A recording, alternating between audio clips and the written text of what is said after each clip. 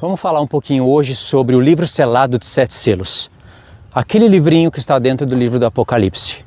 Na verdade, falar mais um pouquinho sobre isso, né? Como eu já tenho falado muito sobre esse livro no canal, na verdade o próprio livro do Apocalipse nos revela que o livro selado de 7 selos, ele é o próprio livro do Apocalipse. Se você meditar bem no livro do Apocalipse, você vai ver o próprio Senhor, através de textos e comparações, revelando que aquele livrinho selado de 7 selos, escrito por dentro e por fora, ele é o livro do Apocalipse num todo. E aí, meditando um pouquinho mais profundamente, esse livro selado de 7 selos, ele não é apenas o livro do Apocalipse, ele é toda a Escritura. E aí fica muito profundo você meditar nisso. Na verdade, esse livro não é apenas para ser meditado, esse livro tem que ser comido. Então a chave para se entender isso se encontra no capítulo 10 do livro do Apocalipse. Sabia? Deus ele armou todo um contexto para revelar esse livro. Então, para começar, esse foi o único livro que se originou diretamente no céu. Vou explicar melhor isso, porque dependendo do ponto de vista que você olhar, você não vai compreender o que eu estou falando. Todos os livros da Bíblia foram escritos, inspirados pelo Espírito Santo. Eles falam do mistério do Evangelho, lutando contra o mistério da iniquidade.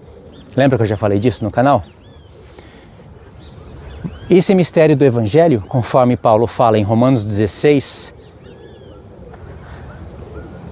versos do 25 ao 27, quando ele está para finalizar a carta, ele fala que esse mistério do Evangelho estava oculto com Deus antes da fundação do mundo e foi revelado pelas palavras dos profetas.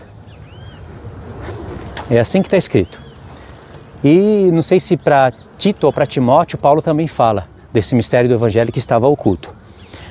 E lá em 2 Tessalonicenses capítulo 2, Paulo fala do mistério da iniquidade, que operava, mas já existia antes da fundação do mundo, porque começou com o diabo. E o mistério da iniquidade ele é exposto pelo mistério do Evangelho. Ok. Todos os livros da Bíblia falam sobre esse ponto. Todos os livros da Bíblia contêm porções da revelação do mistério do Evangelho. Então sim, são palavras que estava com Deus. Vieram do céu para a terra.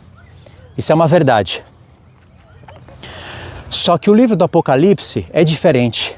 Esse livro, ele estava na destra do Pai, e ele foi entregue para o Filho. Nem o Filho possuía esse livro. Se vocês forem meditar, nem o Filho possuía esse livro. Ele recebeu do Pai, num cenário todo armado por Deus. E se diz que estava na destra de Deus, e estava escrito por dentro e por fora, é porque isso é verdade, isso não é apenas uma visão. Realmente existia um livro escrito por dentro e por fora. Existia. Foi escrito por alguém. E aí, na meditação do livro, você vai entender que foi o Pai que escreveu esse livro. Aí você vai... Eu sei que muitas perguntas vão surgir. E são perguntas verdadeiras. O Pai, ele tem forma. O Pai, ele tem braço. Ele vai escrever um livro com uma caneta. Tem papel no céu? Todas essas perguntas, elas são válidas. Mas você não pode pensar que o livro do Apocalipse não passa apenas de visões. Porque aí não tem limite. Você vai achar que tudo é uma visão. Que o trono é uma visão. Que os 24 anciãos é apenas uma visão.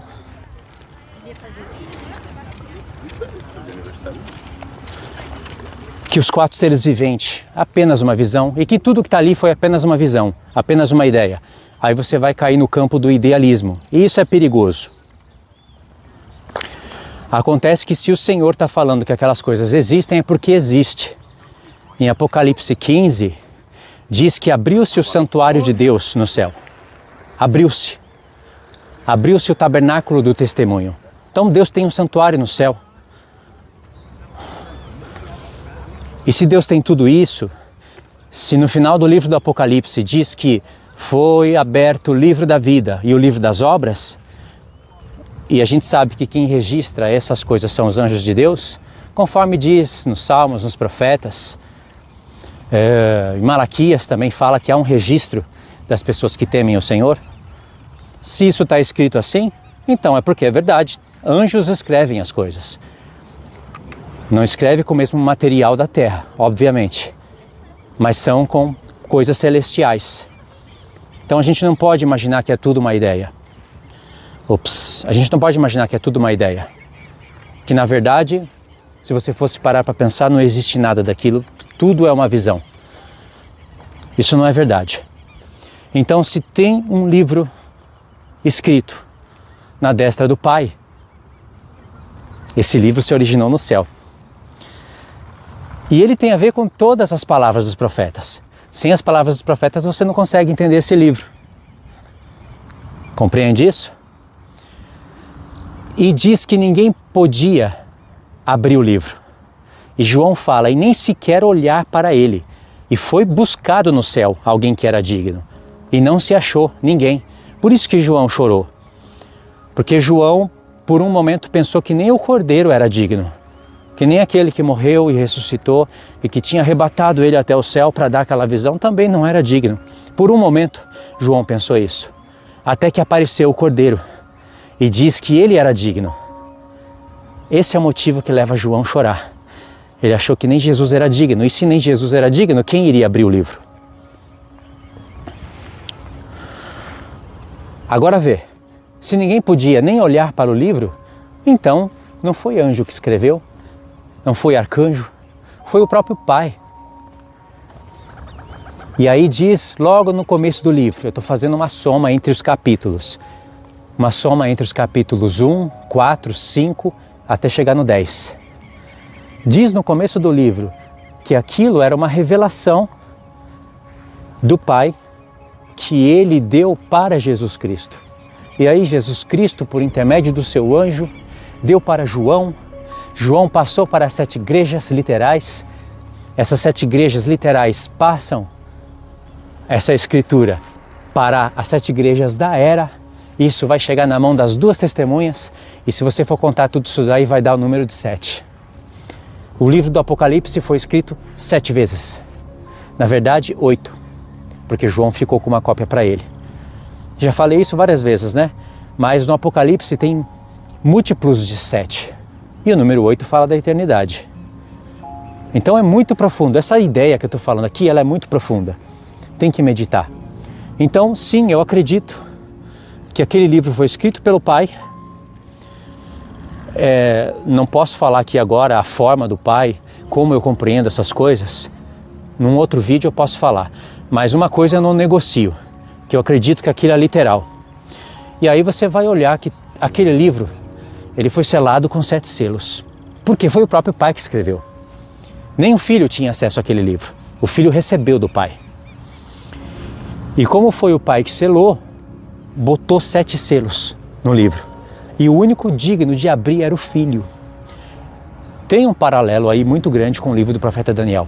Porque quando você medita no livro do Apocalipse, pensando nesse esquema, todos os profetas são importantes. Mas qual é o profeta que te vem mais na mente quando você olha para o livro do Apocalipse? E vê besta de 7 cabeças e 10 chifres? Isso é o que chama mais a atenção, né, de todo mundo, na verdade. Você lembra do livro do profeta Daniel. Ainda mais porque o livro do profeta Daniel, lá no finalzinho, Deus falou para Daniel, não cele as palavras deste livro. Quer dizer, ao contrário. Foi falado para Daniel, cele as palavras deste livro até o tempo do fim. E o livro de Daniel ficaria selado até o tempo do fim. No livro do Apocalipse, quando está para acabar, o anjo fala para João, não cele as palavras deste livro, porque o tempo está próximo. Então há um paralelo, não há? Aí você tem que entender o que é selar o livro, o que significa isso. Num outro momento eu explico. Esse vídeo aqui eu quero fazer mais curto, mais resumido. Mas acontece que Daniel selou o livro. Ele meteu um selo mesmo. Como você imagina, um pergaminho selado, com aquele selo de barro, Daniel fez isso e ficou selado. E como foi Daniel que escreveu, como foi um homem que escreveu, ainda que seja inspirado por Deus, colocou um só selo. Como o livro do Apocalipse é um livro que veio do Pai, aí foi colocado ali 7 selos. E o único digno de abrir o livro era o Cordeiro, porque diz que ele venceu. E no abrir do livro, o Senhor vai revelando tudo o que há de acontecer, em todo o tempo. Primeiro você lembra, sim, da última semana. Conforme vai abrindo os selos, você consegue ter uma revelação do que há de acontecer dentro da última semana. Mas quando você para meditar na formação dos selos, aí você vê que esse livro não fala só do que vai acontecer dentro da última semana. Ele está falando de tudo o que aconteceu desde a criação do mundo até o fim. Sabia? É muita coisa para explicar, são muitos paralelos, porque, para você ter uma ideia, os 4 primeiros selos, eles já nos direcionam para o livro de Zacarias. Porque tem 4 cavalos. E essa questão de 4 cavalos, aquelas cores, isso foi revelado com mais precisão no livro de Zacarias. Lá que aparece cavalos, grupos de cavalos, tem diferenças, mas essas diferenças não é para você desconectar os pontos, é para você conectar, é para ampliar a revelação. Então, veja bem, no livro de Zacarias tem os 4 cavalos com aquelas diferenças, e quando você medita no livro do profeta Zacarias, você vai perceber que aqueles cavalos não cavalgaram na terra pela primeira vez lá. Ou seja, os cavalos do Apocalipse não cavalgam pela primeira vez na abertura dos selos dentro da última semana. Quando você cria os paralelos, consegue reconhecer os paralelos, você está vendo,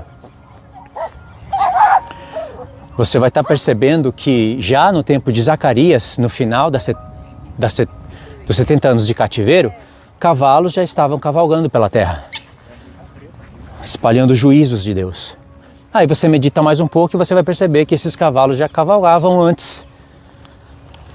Porque se aqueles cavalos falam de guerra, fome, consequência da guerra é fome, né?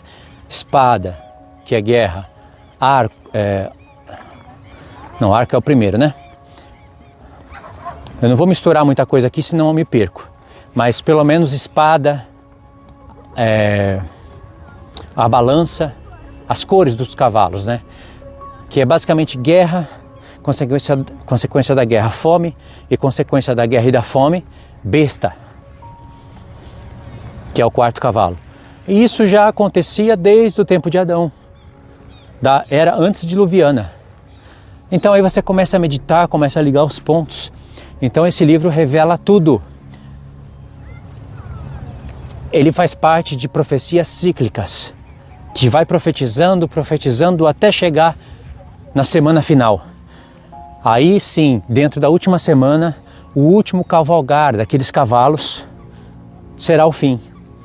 Depois daquilo, os cavalos não vão mais cavalgar pela terra. Existe um motivo que leva aqueles cavalos a cavalgarem pela terra e trazerem juízo de Deus. Entendeu? Então, houve um cenário todo formado para Deus entregar esse livro. E esse cenário, quando você para meditar nesse cenário, é muito bonito.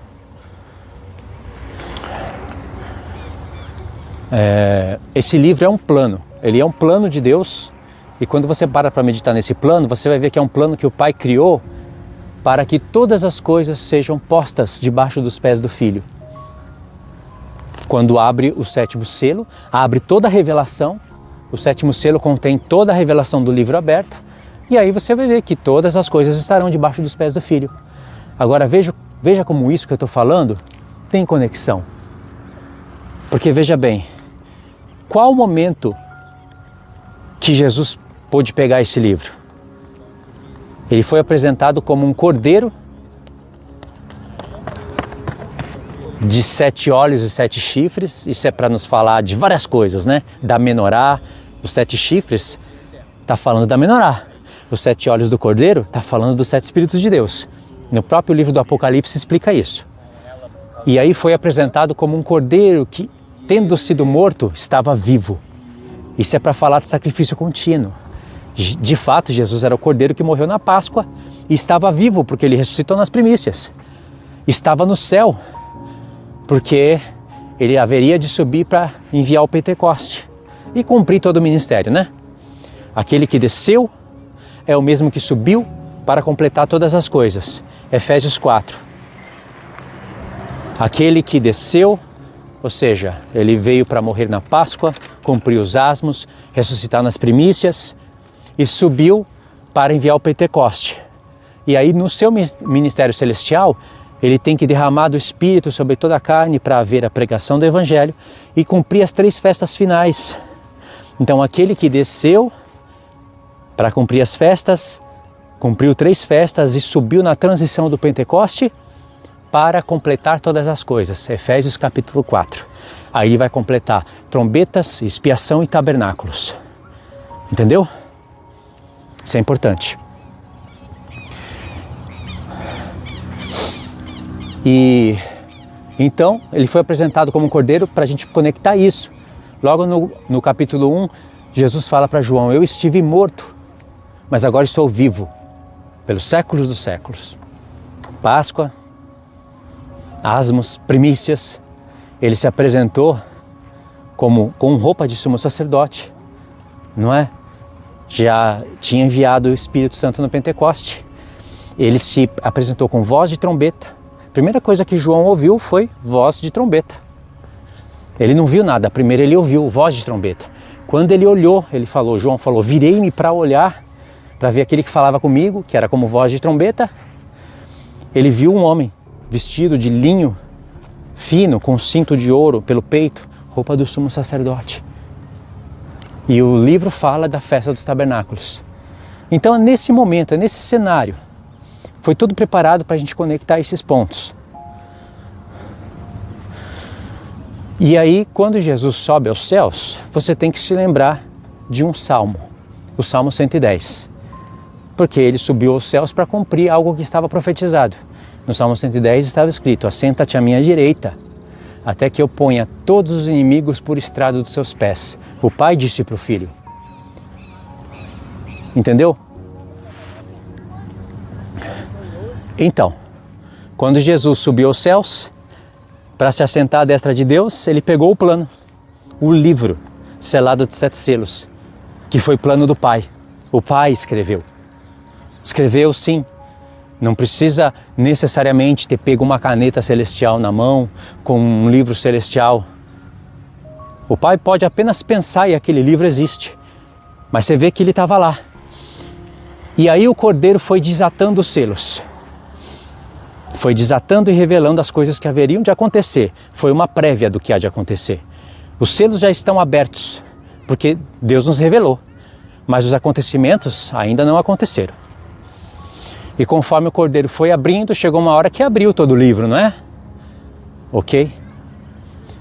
Quando abre todo o livro, abre toda a revelação. Tudo o que haveria de ser revelado, está revelado.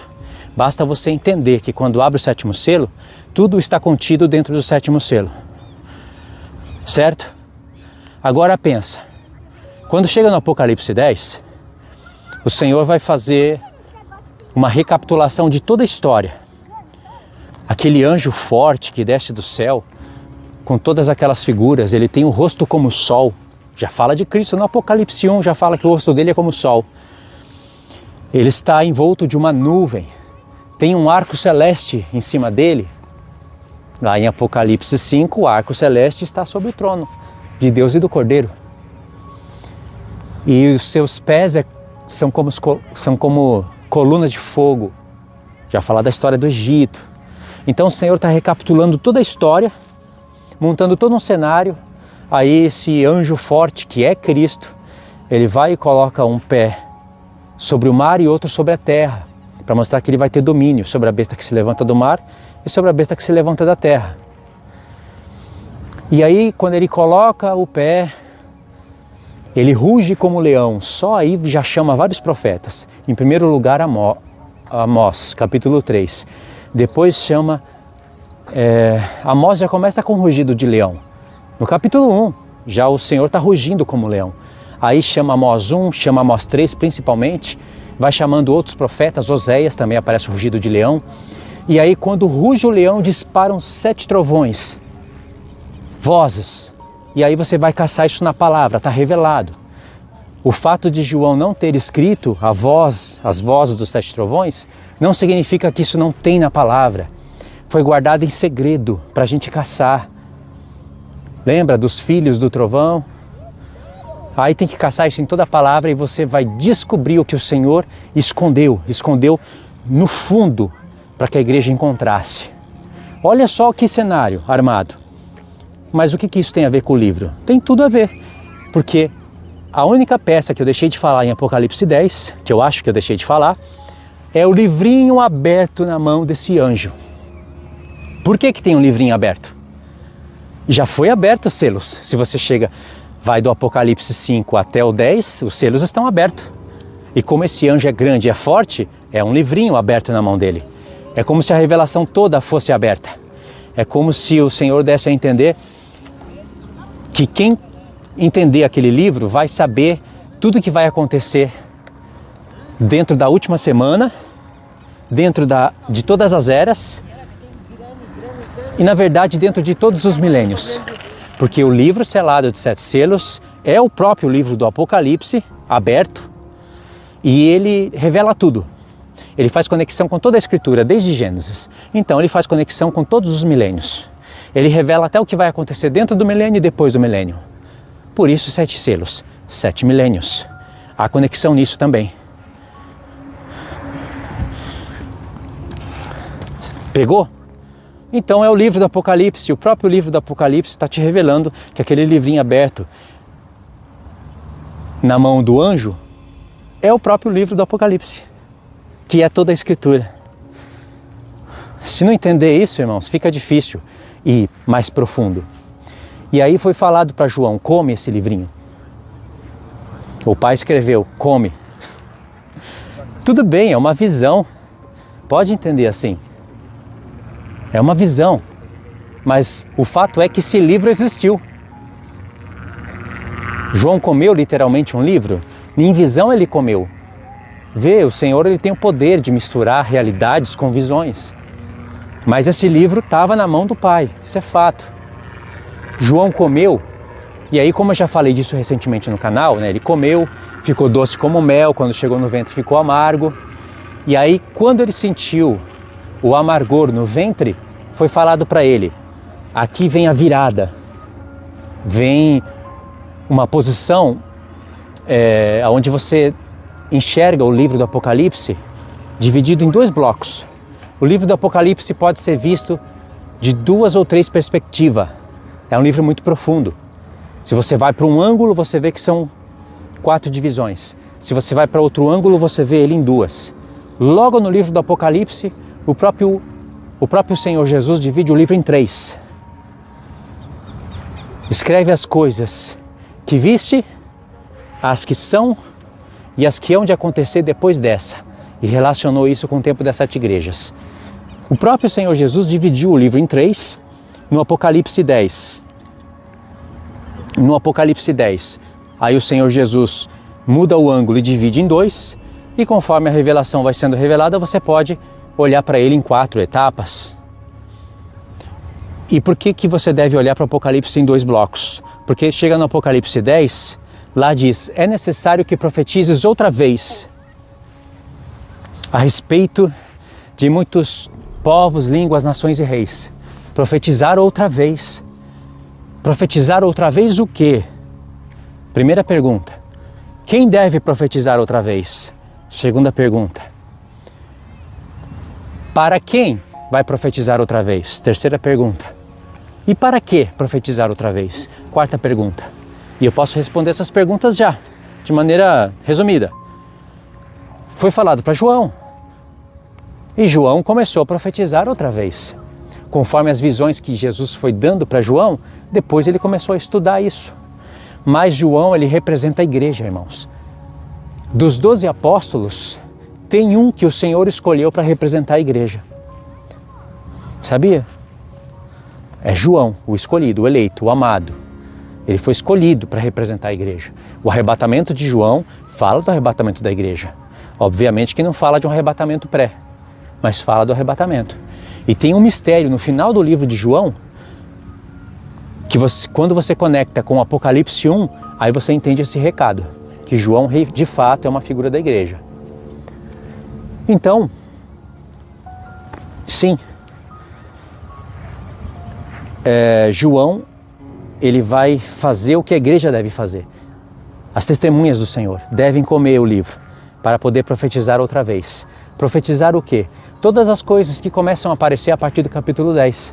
Veja que o Senhor começa a cruzar as visões de Daniel com as visões de Zacarias, e aí começa a ampliar as coisas, começa a retomar as profecias novamente, desde Gênesis, porque Apocalipse 11 imediatamente vai falar do santuário de Deus, vai fazer conexões com Daniel 8, você deve se lembrar de tudo isso.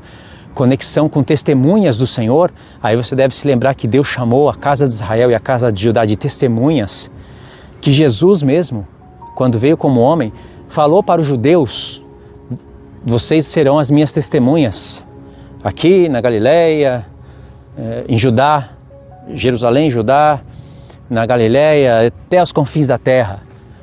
E depois o Senhor chama os gentios. Você acha que os gentios não são testemunhas? Não é à toa que antes de se fazer carne, o mesmo Senhor em espírito falou pelo profeta Isaías para as duas casas de Israel: vocês são as minhas testemunhas. Está no profeta Isaías. E aí a questão de testemunhas também vai aparecer no profeta... Estou na pista errada. Vai aparecer no profeta Zacarias. Então é muita coisa, né? Ou seja, nós é que temos que comer esse livro para profetizar. E é necessário profetizar outra vez para que o Senhor feche todas as pontas soltas, todas as coisas que pareciam estar desconexas. Por exemplo, o Senhor usou em Daniel, no livro de Daniel, tanto a estátua como os 4 animais para falar sobre 4 reinos. O Senhor não fala um 5º reino, um 6º reino, um 7º reino. Veja que a palavra ali aparece: será um 4º reino na terra, e não fala além disso. Só que estava escondido, estava oculto. Se você fosse olhar somente para o profeta Daniel de maneira isolada, o 4º reino se identifica com o próprio Império Romano, dando a entender que ali no tempo do Império Romano algo iria acontecer, que as duas pernas iriam se dividir, então Roma iria se dividir, e ali naquele tempo mesmo iriam se juntar 10 reis. E não poderia ser, porque o Senhor coloca a Síria no tempo do fim. Em outro momento o Senhor fala de Gog e Magog. Em outro momento dos profetas, o Senhor fala do Egito. Em outro momento está a Babilônia. Então estava muito confuso as coisas. E ali o Senhor vem para esclarecer, não para confundir. Mas você tem que estar atento às palavras dos profetas. Então, já quando o Senhor está profetizando outra vez, dando as visões para João de maneira mais amplificada, já mostra que ali no Império Romano não seria o fim. Naquela frase enigmática: a besta que viste era, não é e aparece no futuro. E aí começa a aparecer pela primeira vez uma besta de 7 cabeças e 10 chifres. Se identifica com pontos do livro do profeta Daniel. Se você somar todas as cabeças daqueles animais, daqueles 4 animais do livro do profeta Daniel, ao todo você vai ter 7 cabeças. Então as coisas começam a fazer mais sentido. Não vai dar para fechar todo o raciocínio aqui agora, senão eu me perco. Mas então, o fato é que o livro, ele está agora dando um fim para tudo, uma conclusão. De maneira que tudo fica conexo. Muitas coisas já estavam nos profetas, mas estava de maneira enigmática, de maneira escondida. Entendeu?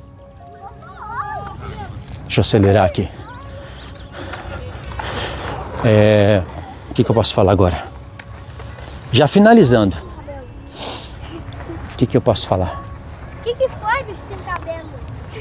Oxe, meu Deus. Ela tá louca, Ok, para finalizar.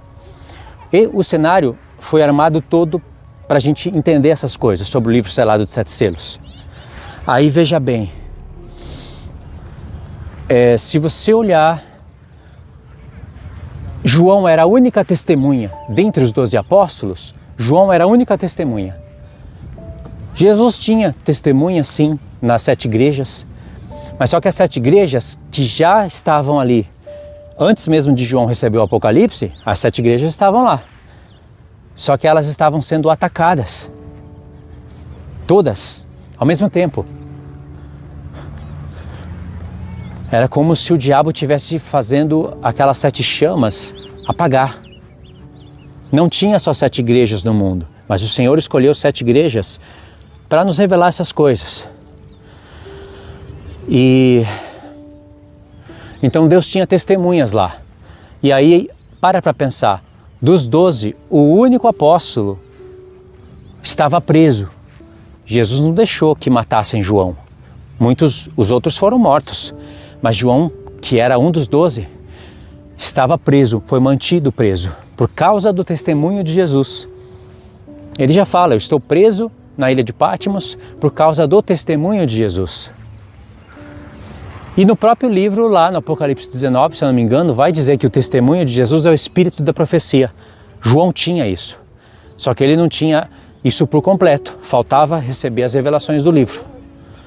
Tem até um conjunto, ó. Entendeu? E isso daí de João ia passar para 7 igrejas, e das 7 igrejas ia se espalhar pelo mundo todo. As igrejas que Paulo fundou, junto com seus cooperadores, elas estavam sendo todas atacadas. O evangelho parece que estava perdendo a força. 7 igrejas atacadas. As igrejas que o apóstolo Paulo fundou junto com seus cooperadores não mencionam naquele livro, mas a situação não deveria estar boa. Então o evangelho estava enfraquecendo. O Império Romano perseguindo cada vez mais os cristãos. O Senhor, ele esperou todo o cenário ficar impossível. Tudo ficar praticamente impossível de se reverter. Quando todas as portas se fecharam, do nada, assim como agora, do nada, no barulho do mundo, de repente, vem a voz de trombeta. Era Jesus vindo para João. E aí quando Jesus vem, ele já declara trombetas, roupa do dia da expiação, e o livro acaba na festa dos tabernáculos. E aí todas as portas na terra fechadas, o diabo atacando tudo, Jesus abre uma porta no céu. Leva João em espírito para revelar tudo, para completar tudo. Como se o Senhor Jesus estivesse dizendo, eu comecei uma obra e não vou acabar, comecei as festas e não vou cumprir. Consegue compreender isso? Então é muito importante. E tudo isso no mesmo cenário em que o Senhor Jesus ia revelar o livro. Porque é no desatar dos selos que nós vamos compreendendo as coisas. É dentro do livro selado de 7 selos que contém as 7 trombetas. É dentro do tocar das 7 trombetas que estão os 7 trovões, as 7 vozes dos 7 trovões. E todo o cumprimento da palavra, as 7 taças da ira de Deus. Está tudo dentro do livro selado de 7 selos.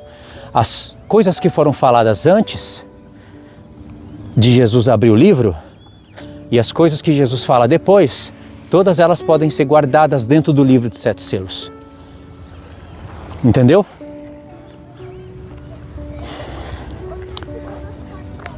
O livro selado de 7 selos, ele fala também do céu.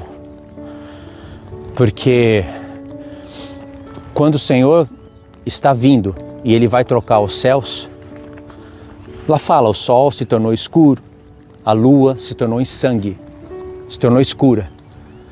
As estrelas do céu caíram sobre a terra e o céu se enrolou como um pergaminho, como um livro que se enrola. Isso é porque o Senhor abriu todos os livros. Naquele momento do cumprimento, quando estivesse cumprindo e chegar nesse momento, todos os eventos praticamente já estão cumpridos, O Senhor Jesus está vindo. Então o céu está se enrolando como um pergaminho. Ele está trocando os céus.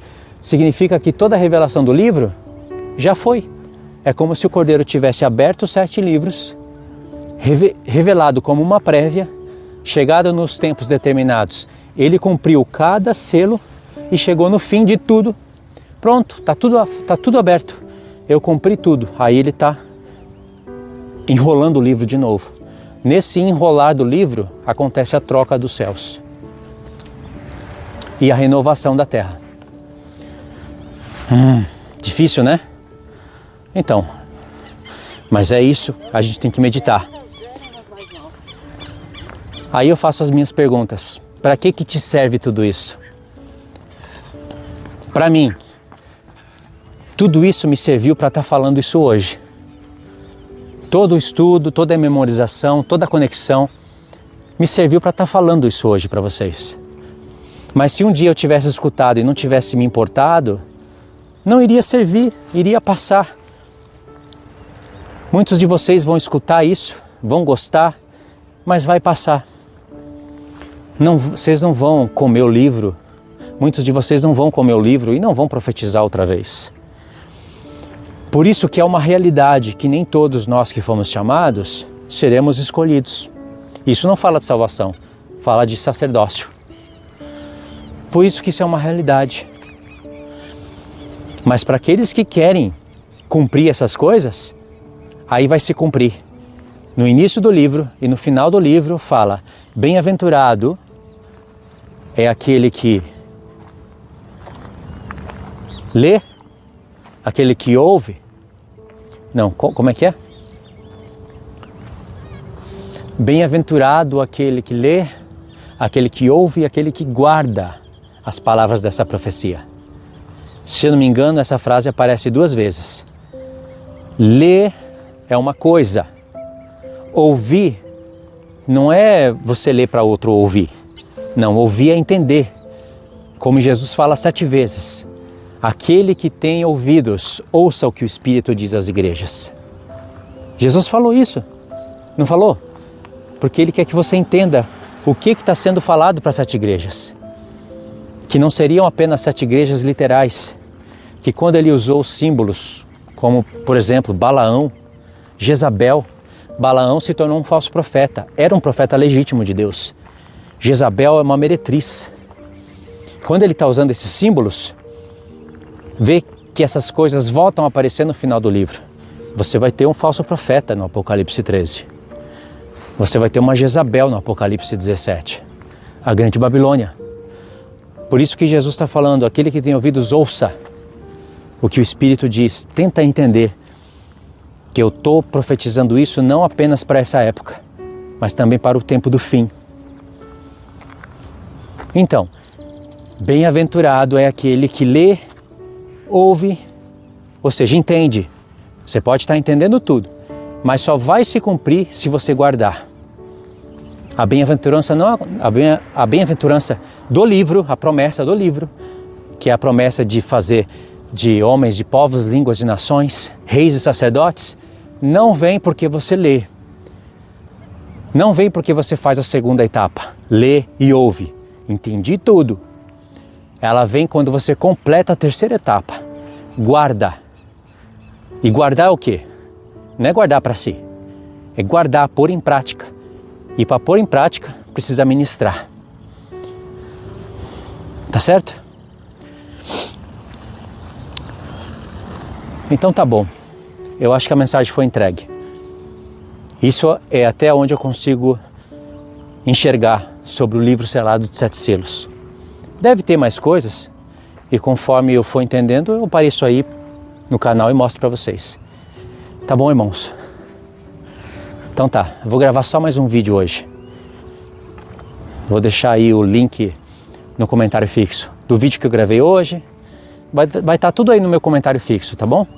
Leia, acompanha os links e vai se alimentando da palavra. Tá? Fiquem na paz então, Deus abençoe.